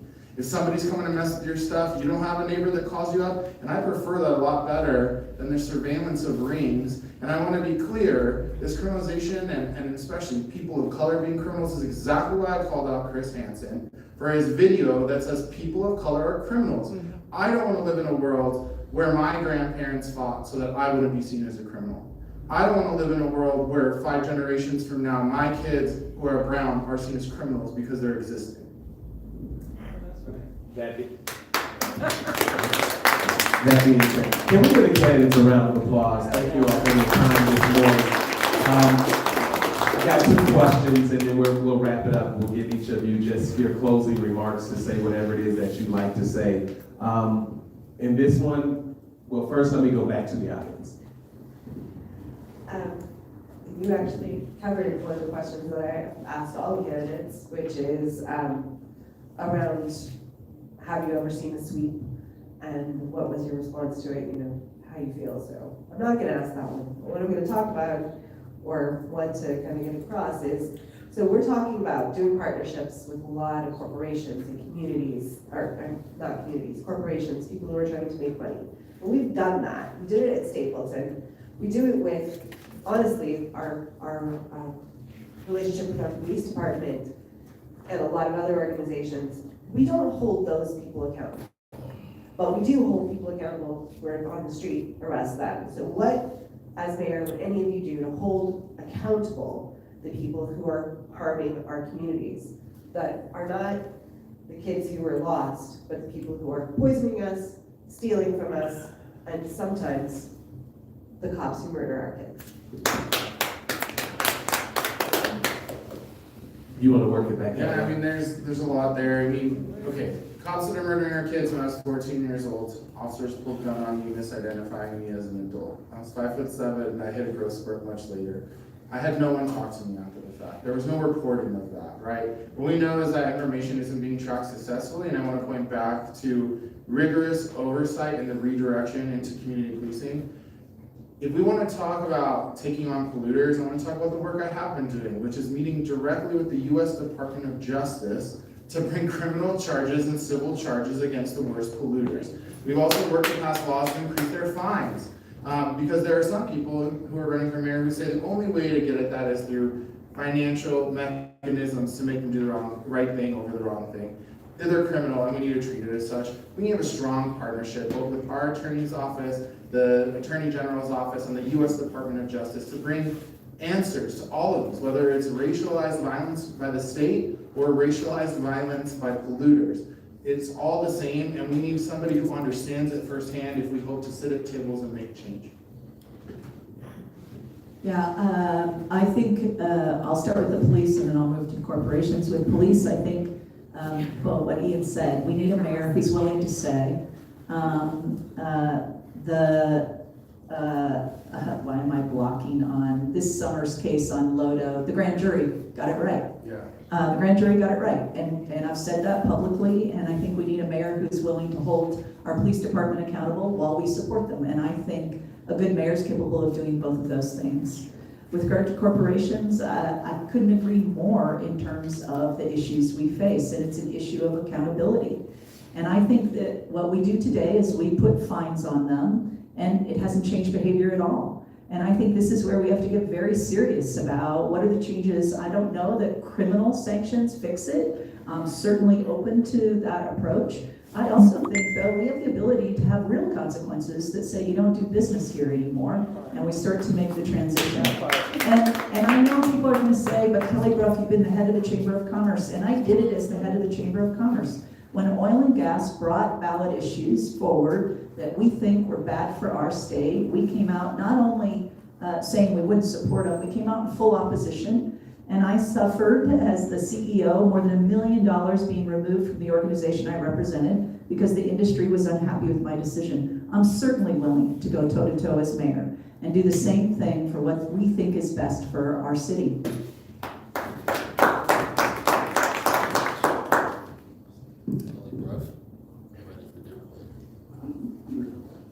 I agree on 2 fronts. Both want to talk about police accountability and want to talk about how you use the leadership of the mayor courageously to back their values. And so I think one is there has to simply be no tolerance policy, which is that we expect people to treat every resident of Denver as a full citizen who deserves respect, and they are there to serve and protect people. That means protect them, not persecute them.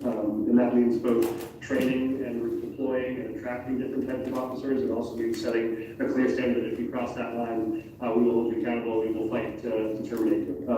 And then I think I came out early also to say, thought the grand jury should have indicted those folks that shot into a crowd in downtown Denver. That's not good judgment. You're trained to be better than that. And there's a reason we should expect you to behave that way.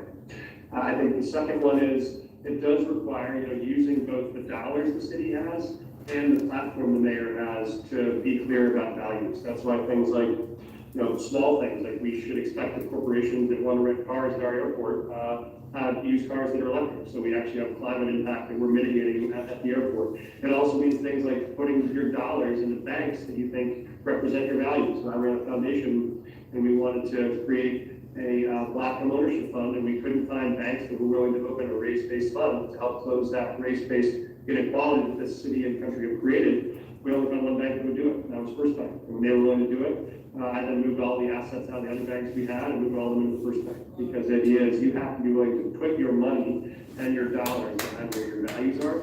We shouldn't have city dollars and entities that don't reflect our values, whether those are banks, whether those are corporations, whether those are vendors. And we should be clear we're going to hold that high standard for everybody that partners us, and that we're going to make sure that $3.75 billion that we have as a city are going to support community outcomes and community efforts all around the city, and not people that are adverse to the values we're trying to defend. Thank you all for your time. And just in maybe 10 seconds, yesterday, Tim, we had another group of candidates that were here, and they actually solved the affordability problem collectively. And what they said was, and they all agreed with this, and Tim, correct me if I'm mistaken. Yeah. They said that a universal basic income, rent control, also another solution was freezing the taxes, property taxes for seniors, so that they are not displaced because of escalating taxes, were some of the tools that they would use to address this affordability issue. Do you all agree with any of that, or all of that, or none of that? Let's start with Mike. You got the mic. And these are just like 15 seconds as we begin to get to closing. Great. So my short answer is, I think there are select places where universal basic income can work. We have a pilot we're working on that around people who are in-house, where I think that could have a direct impact. I think the numbers are too large to do it for 200,000 people in Denver. That's about the whole city budget. And on rent control, I believe a different approach, which is these rent protected units that are permanently affordable, so you never have to pay more than 30% of your income to rent. That's what I think is going to be the right long-term solution to both bring more units into the market and make sure they stay affordable. So those are my two thoughts on those two items. Is there a third one you have? Freezing the property taxes for elders. Oh yeah, I do think we should look at stabilizing property taxes for seniors, particularly seniors on fixed income. And so I think that's one where there are some things we've done in the past that we can do again to make sure we don't have people that are priced out of their homes. Kelly. Sorry, I'm gonna have to take all three as well. For seniors, I would do it based on income though, because we do have seniors who have significant resources, and I'd say they should still pay theirs. But we should focus on those based on income who don't. I'm interested in universal basic income and looking forward to seeing the results of the pilot. And on rent control, it hasn't worked in any city who's done it, and here's my greatest concerns about it. It reduces incoming supply of affordable housing, and reducing supply is probably one of the worst things we could do today. It results in, when you have rent control and you have a family, you never leave that apartment, so we lose units for families to be able to afford, and I worry a lot about that because 2 adults will stay in that unit for the rest of their lives, and we lose the ability for a family. And for those units that are not part of rent control, rent skyrockets even worse, and I worry about that for our residents. I would take a different strategy of trying to help manage that rent by contracting with apartment owners today and trying to bring that rent down by working and providing it to our residents. Ian. Well, this is the first area to talk about master leasing, but what I will say is people on the left who are fighting for progressive policies are winning in this election because we are shifting the entire conversation. We may not win on everything this time, but we're definitely moving in. Absolutely, universal basic income can work. Will it work for our entire society? Only time will tell. It was only a couple of years ago that it really entered the mainstream of conversation. But Headwaters Protectors is part of the dialogue. We have a member who sits and participates in the universal basic income. We're really excited to see what the outcomes are for those that we serve on the streets. Rent control, yes, I am for rent control. And again, I'm gonna come back to, I'm a renter, and so I know what the experience is for individuals. I'm really concerned at even how this bill is being modified. Buildings 15 years or newer won't qualify. I think that when you start seeing carve-outs for people is when people fall through the cracks. Property tax freezes for elders, yeah, I think that's a great idea. And a progressive tax code that impacts the people who can pay and those who can't. I mean, again, I just want to say that the left seems to be winning here. We need vacancy taxes to give a financial mechanism and a tool for these empty apartments to go filled. And I just want to respond to one thing from Mike, which is Mike has a good idea to build some units. But if you don't win the lottery, you're still screwed. That being said, well, Mike, you were, and that was directed to you, so I will give you an opportunity to respond if in fact you would like to. Yeah, I'm happy to. I think the key is, I think we have to build far more units that are permanently affordable. Right now, those don't exist at all. So 25,000 new units that are permanently affordable and would stay affordable help us solve increased supply and avoid some of the downside risks of slowing down supply. Rent controls, I think this is the best pattern version. Ian wants us to build much faster, so do I. So the more that we can get them better, but we got to have units out there that are permanently affordable. That is also the best way to lower the price of the rest of the market because you actually have some competitive energy as opposed to now where landlords know they can just keep jacking up the rents because there's nothing else available. So I think it's the right step. I'm excited to be aggressive about it. I'm excited to work with Ian shoulder to shoulder on how fast we can get things built. Okay, so we're gonna close. Just take a minute or question about rent control before we get too far from that issue. Is rent control a question that's before the Colorado legislature right now? Yes. Okay. And I know it's an issue that's before the United States Supreme Court right now. So what are you going to do when the ultra-conservative Supreme Court says that rent control is illegal nationwide? Let's cross that bridge. That's what I would say. keep that in your closing remarks if in fact you would like to grab onto this, because I want you to close with your statements about affordability. who gets to live in this city? There are multiple questions still attached to escalating property taxes, what is affordable, and also who gets pushed out in the meantime, particularly those who are just holding on. So Mike, we're gonna start with you with your closing arguments. You've heard a lot of this discussion, so you can synthesize and grab from what you like. And again, thank you for being here, and I hope you feel better. Yeah, thank you all so much for having me and for letting me do this. I know it's not as easy. It's great to be with Ian and Kelly again. Yeah, I think this is the fundamental question the city is facing, is affordability.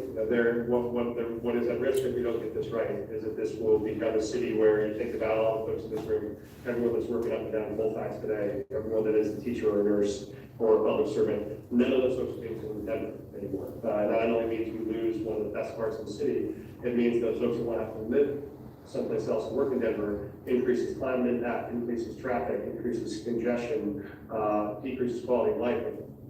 Those are all turn the tide on that. We're going to have to fundamentally have a very aggressive vision for what's going to make the city affordable. For me, that means both making sure people that are unhoused right now are struggling the most. You get access to housing, that is dignified and stable that we can build quickly through these micro communities with tiny homes or hotel conversions. It means we're going to have to get units built quickly that are affordable for people all around the city. And to do that, it's going to mean you're going to need a mayor who's going to be both relentless and courageous about taking this on, and we can build really diverse coalitions, because there are a lot of people who don't want affordable housing built in their neighborhood, and they're going to fight it. And we're going to have to build coalitions to take that on. So for me, to accomplish these big progressive goals, we need real diverse coalitions, and that's what I've been able to do. One other example I'll mention is universal preschool rolls out this fall in Colorado for the first time. We were able to get that done for the first time because we had to bring together a coalition that included tobacco companies, which I've never worked with before, plus all of our preschool advocates all around the state, plus all of our healthcare advocates all around the state. We were able to get to an agreement that got that done. To get these big progressive goals done, we're going to need really diverse, broad coalitions. I've been building those kinds of coalitions on different issues, from housing, to homelessness, preschool, to closing the wealth gap, to immigration reform for the last 20 years. And I feel I'm in a great position to do it as mayor. I'm delighted to be with such great candidates on the stage. Thank you all for taking the time. Really high stakes for the city over the next 15 days, and would love to earn your support. Thank you, Mike. Kelly. Good to see you, Mike. Oh, and then he's gone. No, he's right there. I appreciate this opportunity. I do agree with Ian. Let's wait and see what the Supreme Court does in terms of rent control, and frankly, so many issues that will affect our nation. Let's see. I'd close by saying this about the situation we find ourselves in today. I've never run for office before, and I'm not running for another one. I'm running because of the moment we're in, and I feel I'm personally prepared to understand the issues, and this office because I'm professionally prepared to be your mayor. For me, one of the top issues, two of the top issues, are people experiencing homelessness and housing affordability, which is where we spent a great deal of time this morning and where I've spent most of my time thinking about, because the truth is my family couldn't choose Denver again if I was choosing it today instead of choosing it in 1986 when I moved here with my husband. And I think everybody should be able to choose Denver still as the city they want to live. And so a couple of things that we haven't talked about in terms of affordability, but we have 5 high-rise office buildings that are being handed back to their lenders today in downtown Denver. And our city's in crisis in terms of activation and people living there. And this is an opportunity. While it's an incredible challenge, it's a real opportunity. And I'm already talking with owners of buildings about how you could transition those to residential. Not for wealthy people to live downtown, which is frankly the only people who've been able to afford to live in our downtown, but this may be the only moment in our history that we can actually build a downtown where every worker who works there to be able to live there, where the city comes in and makes sure we have childcare. So when families live there, moms can choose if they'd like to go back to work, because the number one reason they're not is they can't access affordable childcare. To me, those are the kinds of moments that the next mayor needs to take advantage of. Part of my proposal is also to build for sale housing that our own residents get to choose to live in their city again and build wealth, because that's how we do it in this nation. And we remove that opportunity, we know, primarily from our communities of color. Where I would do that is in every neighborhood throughout the city, on publicly owned land, but parking lots. I'd build on top of them, and I got the chance to see this built in Munich, 100 affordable units on top of a rec center parking lot. You maintain the parking, and on top, families live, and they live in community, and they get to build wealth, and their kids get to go to schools that they probably never could have gotten their kids to before. And that, we know, in the long term, is the social capital that makes a city work. And I think every single decision we make about how we build our city in the future should be about making sure that everybody sees themselves in our city and they see a place where they can live in it, including people who are unhoused today. And I'm committed to helping deliver that. And the last thing I'd like to mention is, indeed, I think today we are more divided than we probably have been. Maybe everybody says this when they run. I've never done it before, so it's my first time to say. It feels extremely divided. And I think the next mayor has to not only be committed to bringing people together, but have a track record of doing it. And I would just give you an example on my public safety policy. I didn't build it by myself. I didn't build it with one view of how you address community safety. I built it by bringing people together, a former police officer and manager of safety, Al Lacade, a former executive of the ACLU, Denise Maez, a former district attorney and governor of the state of Colorado, Bill Ritter, and people like that sitting down together saying, we disagree on almost everything, but what do we agree on that would make our city safer? And we built our plan that way. And to me, that's exactly what we have to do on these issues going forward, and I'm committed to doing it. I'd love to have your support, and mostly I'm grateful that on a beautiful Sunday in Denver, Colorado, you took the time to spend it with us. So thank you. Strong closing. I respect both of you as orders. That's a lot of what this work is about. Okay, I just want to circle back here. Why are the buildings downtown that we've built in the last 20 years only affordable for the wealthy? Because we've had a system that set it up that way. And I want to come back to the work that we have been able to do to shift this narrative to government intervention against the commodification of housing and what those impacts are to our community and for our health. I want to go back to the beginning when we talked about what makes me different than some of these other candidates. I was in the commercial for the Fair Election Fund. What was the idea of the commercial? We wrote on dominoes what we wanted: fair housing, environmental justice, reform. And when we change the way the money comes in, the dominoes fall in a way that impacts our community and lifts our voice. I'm going to say to you today that after this election, no matter who wins, we have to go back for independent expenditures. The other two people on this stage with me are taking hundreds of thousands of dollars, not them personally, but support is pouring into them from corporations and those who have been pushed out of the process that we tried to reform. I have the lowest average donation of the Fair Election Fund candidates that are in the lead at $38, okay? Over 1,400 people have given me money with what they could, because they understand when we add up a little, and we all do a little, it changes a lot. That's the truth when we do our petitions. That's the truth when we gather statewide to challenge and pass the Environmental Justice Act. And it's the truth when we want to deliver food to our communities during the pandemic.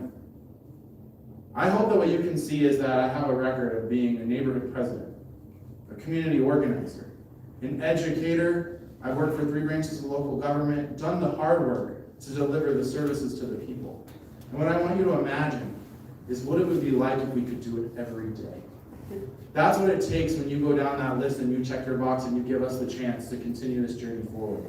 This whole time we've been saying we have to move forward and not make any mistakes so we can get another 60 days. I'm asking you to give us another 60 days, to coalesce the people to call in all directions, to bring everybody together in our region to solve our biggest crisis and our biggest problems.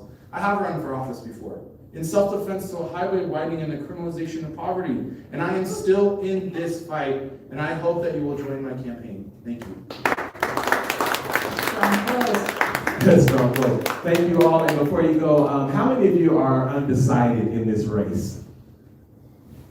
I've made up my mind now. Kelly Ruff. Well, you heard a voice from a Kelly Ruff employee. So, again, there's still a lot of work to do, and Thank you all for doing this work. I appreciate each and every one of you, Tim Counterpath, each and every one of you. Give everybody a round of applause and thank you so much. I'm sure you will. If you don't have your ballot, you should, and make sure you. Don't have a ballot, go into one of the polling places and get one on the spot. Thank you for joining us.